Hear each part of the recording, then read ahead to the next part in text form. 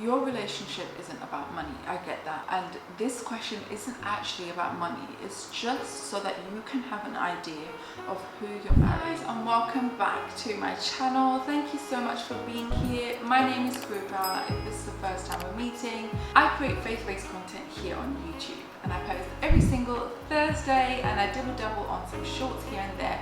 So do feel free to subscribe if that sounds like something you'd be interested in. So today's video is obviously off schedule because hello, this is the week of daily uploads as a lead up to my birthday, which is on Valentine's Day.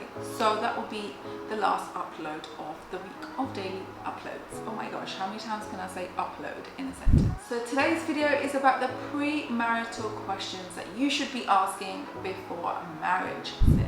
So number one would be, what are the traits you believe you have inherited from your parents? Sis, you need to know this because some of these inherited habits perhaps will not be serving you and your marriage well. So of course, once you have a conversation, you are then more aware and you are then more responsible to break those kind of habits. But also, we are talking about generational curses and patterns that we want to break here, okay? And so if you know the generational patterns that you perhaps see in your lineage that you do not want to carry on going forward, then that is your end of the bargain. But you also need to know what your husband-to-be's end of the bargain would be too. So it's important to ask these questions. But also it will help you to understand this person a little bit better, which then gives you perhaps more grace to handle that. So for example, for me, it was that in a moment of like confrontation, my go-to response was to walk away. So every time I walked away, Leslie knew that this was something that I had seen growing up. So there was a lot more grace that he was able to give to me. And so it wasn't like he was taking things personally. It wasn't that this was like an attack to him. It was simply that I had only seen this. And so this is why my response was that. And only after, talking about it, only after some prayer, only after some intentionality was I able to kind of break that walk away thing. So this is why it's important to know what are some of the inherited traits or habits that this person will bring to the table, basically.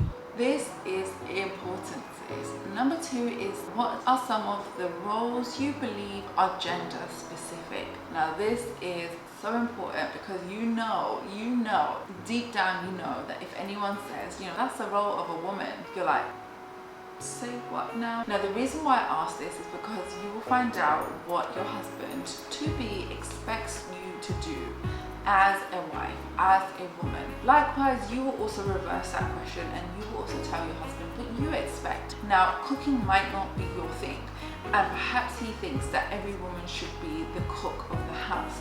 And so this will obviously bring you some kind of tension. So it's important to just clear the air about what your husband to be and what you expect from one another. Here's the thing, sometimes you might be marrying a man that is proper, by the hips, nurtured by the mom. I'm choosing my words carefully here, but a mama's boy basically. And this mom might have given this son of hers everything. From every duty, every role that she can play in his life, she has played it. Therefore, he thinks that a woman should be X, Y, and Z. Now he's coming to marriage thinking that you are going to be X, Y, and Z, not knowing that, hello, he did not marry his mom, he married his wife.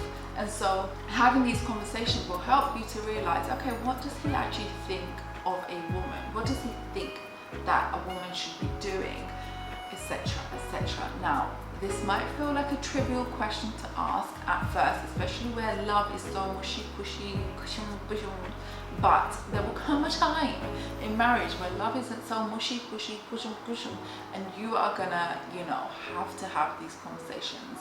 And so better to have it first so you know what you're getting into. If there's one thing that you're going to take from this video, it is this. Whatever you see during the dating period, the dating phase, the honeymoon period, whatever you want to call it, will only be intensified once you are married. So if you are seeing lack of interest, for example, sis, don't bypass that.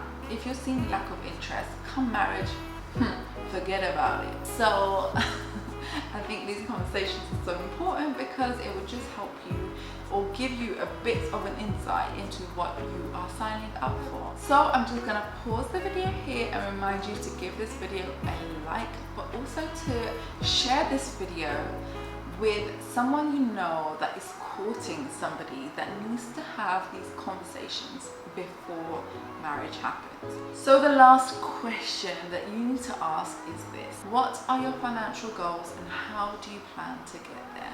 This is so important because especially when you're in the stage of like courting or dating, everything's so cushy-mushy, like I said, and so sometimes it could be like you bypass these small things, right?